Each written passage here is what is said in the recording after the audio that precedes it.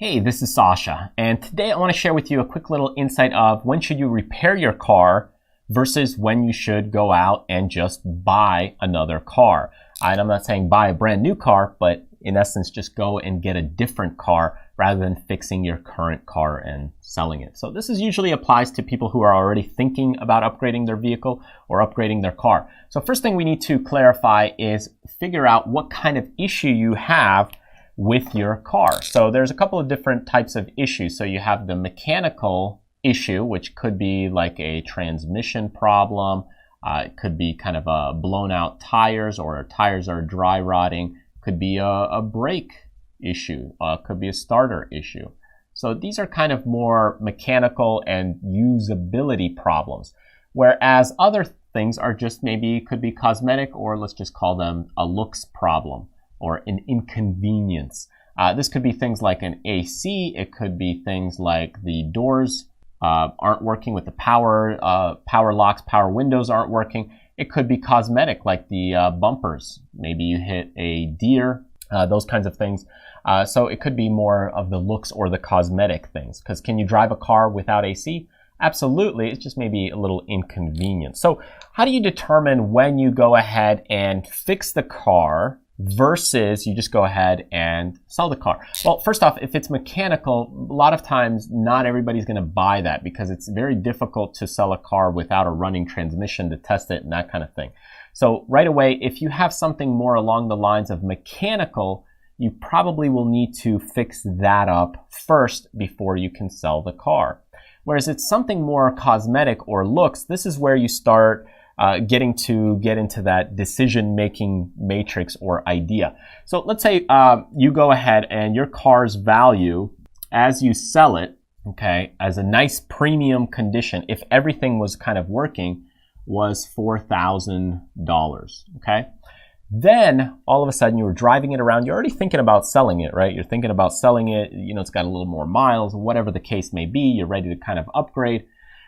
Then what happens is you went ahead and you hit kind of a deer. Your bumpers, you got a door that's bent, maybe a power window now isn't working. So now you hit a deer and there's a fixed cost that it costs to repair it. Maybe the insurance isn't going to cover it. Maybe you don't want to pay the deductible. It could be a little bit high, whatever the cost is. So it costs money to fix the car. And let's say it costs about $1,500 to fix that car, okay? Well, now the car's value, okay, in order for you to actually sell it with a problem like this, well, let's just say you go ahead and you could still sell the car even with the issues. So you still have problems for $3,000, okay? So you still have kind of some issues and some problems, but you could still sell the car for $3,000. Okay, so here's what you do. Well, take a look at this. Okay, the number right here is what's important. Well, if it costs you $1,500 to fix, okay, well, you're only going to get back $4,000.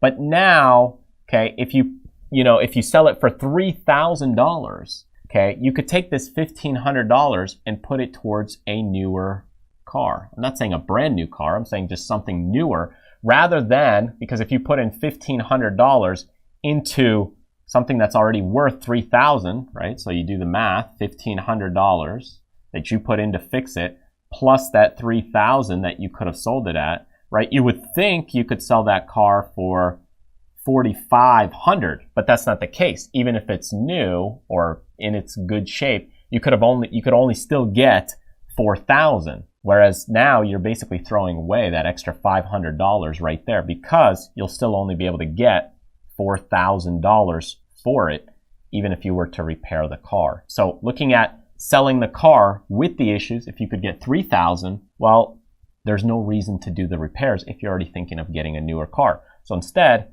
take this $1,500, put it towards that newer car, and now you're almost 20-30% of the way there towards another $4,000 or $5,000 car that's maybe in better shape.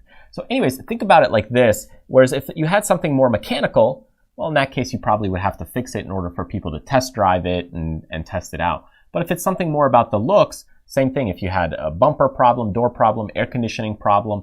If it costs, let's say, half the value of the car, if you have a car that's $2,000 and a new AC is $1,500, well, if you could still sell the car with a broken AC for $1,000, it doesn't make sense because, half the value of the car to replace something is already getting a little more extreme. So think about that as you look to either sell your car or repair your car. All right, so I want to thank you so much for joining me today. Be sure to subscribe on YouTube by clicking the icon right over here. But if you want to join me on my newsletter list, where I also share some more exclusive premium content, as well as some of the courses and products that I release, then get on my newsletter list by clicking this link right here. When you get there, enter your name and email address, and I'll send you those newsletters as they are released.